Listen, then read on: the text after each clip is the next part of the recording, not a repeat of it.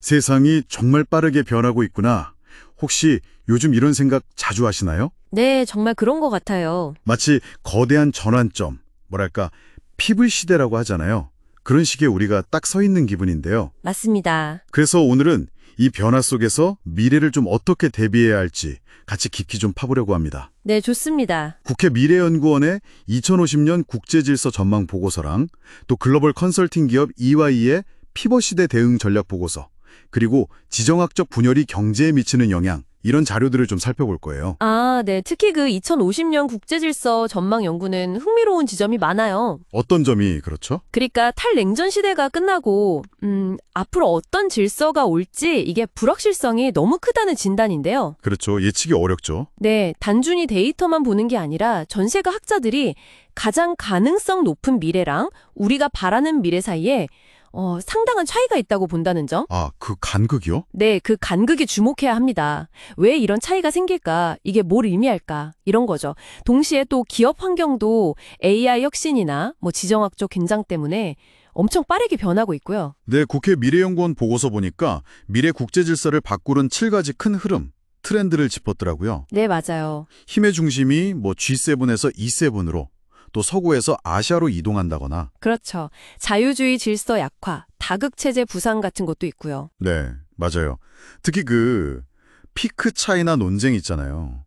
중국 국력이 정점을 찍고 내려올 거냐 아닐 거냐, 이런 것처럼 힘의 이동 방향 자체를 예측하기 어려워졌다는 분석이 좀 인상 깊었어요. 정말 그렇죠. 그 불확실성의 핵심이에요. 뭔가 예전 공식이 안 통한다는 느낌? 맞습니다. 그런 상황에서 학자들이 2050년에 가장 실현 가능성 높은 시나리오를 꼽는 게 사실 좀 우울하죠. 어떤 건데요? 미중 경쟁은 더 심해지고 지정학적 불안정은 커지고 국제기구 역할은 줄어들고 이런 것들이에요. 아, 근데 이게 대부분 학자들이 선호하는 미래, 그러니까 바라는 미래랑은 거리가 멀다는 거죠. 네, 정반대죠. 다들 미중에 협력하고 좀 더 다원적이고 민주적인 국제질서, 글로벌 협력 강화 이런 걸 바라는데 말이죠. 아, 그 간극이 크네요. 네, 심지어 WTO 수석 이코노미스트는 이런 지정학적 분절, 그러니까 파편화가 심해지면 세계 실질 소득이 5%나 줄 수 있다고 경고까지 했어요. 5%나요? 와. 네. 그러니까 바라는 미래와 예상되는 미래의 차이가 그냥 희망사항이 아니라 현실적인 위협이 될 수도 있다는 거죠. 기업 입장에서는 이런 변화가 훨씬 더 피부에 와닿을 텐데요. EY 보고서가 바로 지금을 피벗 시대로 봤잖아요. 네, 맞아요. 경영 환경의 급격한 전환기. 거기서 불확실성 속에서도 확신을 갖고 미래를 준비하는 기업들의 특징을 분석했더라고요. 근데 여기서 말하는 확신이라는 게 구체적으로 뭘까요? 그냥 무조건 믿는다는 건 아닐 텐데. 아, 좋은 질문이에요.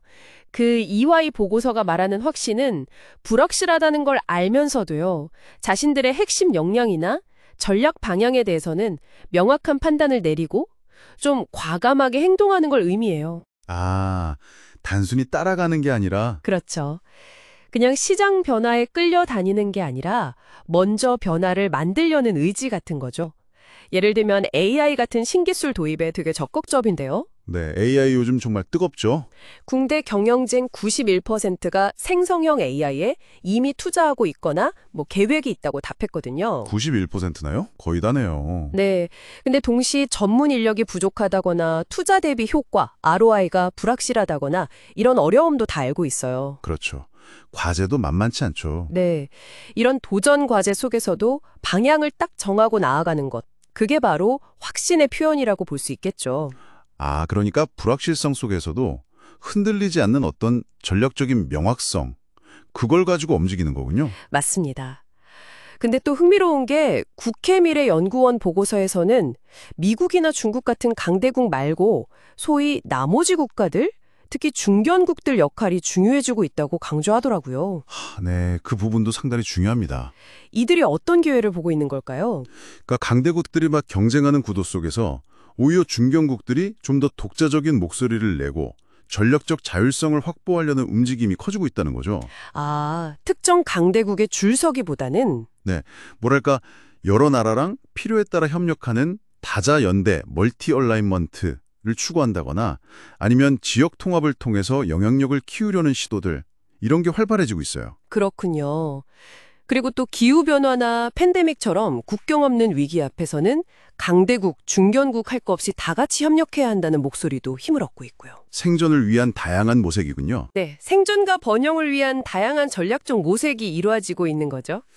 자, 그럼 정리를 좀 해보면요. 우리는 지금 국제 질서의 대전환기, 그리고 경영안경의 피벗 시대라는 정말 큰 파도를 넘고 있는 것 같습니다. 네, 그렇죠. 미래는 좀 불확실하고 안개 속 같지만 그 속에서도 각자 길을 찾으려는 노력들이 정말 치열하게 벌어지고 있고요. 맞습니다. 아까 그 국회 미래연구원 보고서 마지막에 인용된 피터 드러커 말 있잖아요. 미래를 예측하는 가장 좋은 방법은 미래를 만들어가는 것이다. 이 말이 딱 떠오르네요. 네, 정말 그렇죠. 예상되는 미래가 우리가 바라는 모습과 다르다는 건 분명 도전이에요. 하지만 동시에 우리가 어떤 미래를 만들어가야 할 것인가, 이 질문을 던지게 하죠. 네, 이화이 보고서가 강조했던 그 확신처럼 불확실성 속에서도 우리만의 방향, 그러니까 전략적 명확성을 가지고 나아가는 자세가 그 어느 때보다 중요해 보입니다. 네, 오늘 저희가 함께 짚어본 내용들이 당신께서 자신만의 미래를 그리고 또 만들어가는데 작은 영감이 되었으면 좋겠습니다. 네, 그랬으면 좋겠네요. 이 거대한 전환의 시대에 당신은 어떤 미래를 원하시나요? 그리고 그 미래를 향해서 어떤 확신을 가지고 나아가시겠습니까?